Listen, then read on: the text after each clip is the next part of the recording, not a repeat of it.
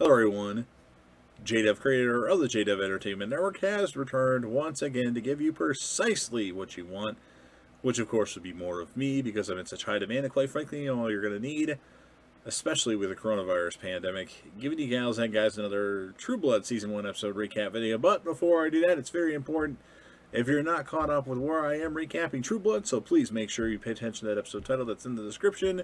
If that's the case, I recommend that you don't watch this video any further to stay away from any spoilers. And for the rest of you, a few things I need you to do, and it won't take long at all. Go ahead and like the video, share the video, leave me a comment with your thoughts, your overall score of the episode, and anything True Blood related up to this point. And last but not least, make sure you hit that sub button, subscribe to the channel, and join the team.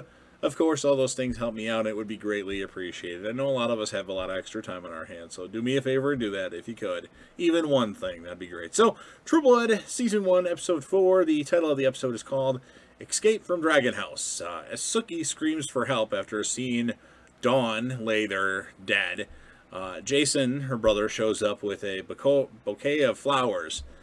Dawn's neighbor answers Sookie's calls, and upon seeing Dawn's body, accuses Jason Stackhouse of killing her, and he storms off. Now later, a large crowd of police and onlookers has gathered, including Arlene Fowler, another Merlot's waitress, her boyfriend Renee, and Hoyt Thornberry, both of whom, Hoyt and Renee, work on Jason's Roadworks crew. Now Sam Merlot, who owns the block of houses, which I did not know until now. So the first time I watched this whole series, I didn't pick up on that, surprisingly. Shows up to comfort Sookie just before Mike Spencer, the county coroner, and his assistant Neil bring Dawn's body out. Now Andy Balfour takes Jason in for questioning again, and Jason, remembering that he has a vial of illegal vampire blood on him, swallows the whole thing. Halfway through his questioning, the overdose of the V-juice gives Jason a severe case of priapism. He is rescued from the cops by Tara, and after she takes him home, Jason tries to rid himself of his erection, but nothing will work. Now, Adele asks Sookie to read the townspeople's thoughts in order to find any evidence that will clear her brother's name. Desperate for relief, Jason goes to Merlot's to see Lafayette, who cannot help him. After deducing Jason's use of the V-juice, Tara insists on taking him to the hospital. Just because. Like, Jason, you need to go to the hospital. In order to help in Sookie's investigation, Bill agrees to take her to a vampire bar in Shreveport named Fantasia.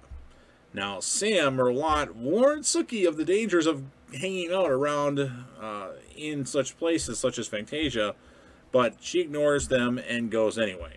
Of course, you tell her not to do something, she's going to do it. You tell her to not do that, and she might not. I don't know. She'd do it anyway. But nonetheless,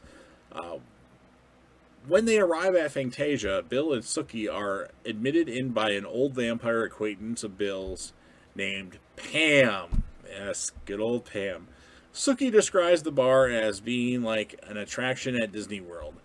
At the hospital, Jason lies to the doctor about taking any drugs and not wanting to risk a drug reaction.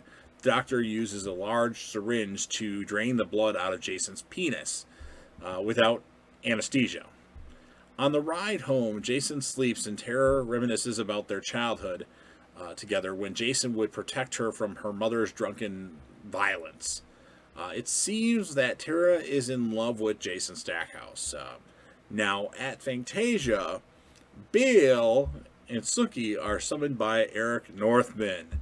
I love Eric Northman, a 1,000-year-old Viking vampire and the owner of the bar. Sookie shows him pictures of Maudette and Dawn, and Eric reveals that he slept with Dawn, of course, who wouldn't, but rejected Maudette. Sookie senses that a human is being fed in the bathroom just before police raid on Fantasia, and Sookie, Bill, Pam, and Eric manage to escape just in time. I don't know why they really fled, but nonetheless. On their way back to Bon Tom's, Bill is pulled over by a police officer, and the situation gets out of hand when Bill glamours the officer. Sookie is afraid that Bill is going to kill him but instead he simply drives off after a warning from the officer to be careful the next time he pulls someone over on suspicion of being a vampire.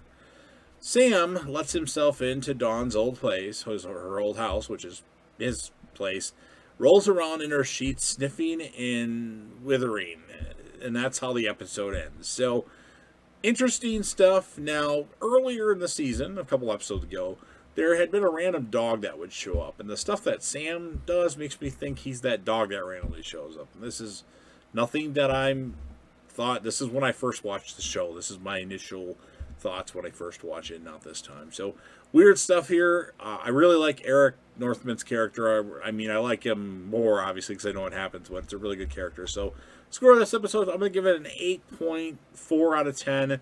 Again, another interesting episode. Maybe not quite as good as the last one, but still good. And, it's good parts are coming. And I know the acting on True Blood isn't the best, but I like it. So, hope you enjoyed the video. Make sure you leave your thoughts with, your score of the episode, any True Blood thoughts that you have up to this point. And make sure, if you like the video, to go ahead and like it and share it to any platform that you want. And, of course, J-Dub will be back again soon with another. Peace.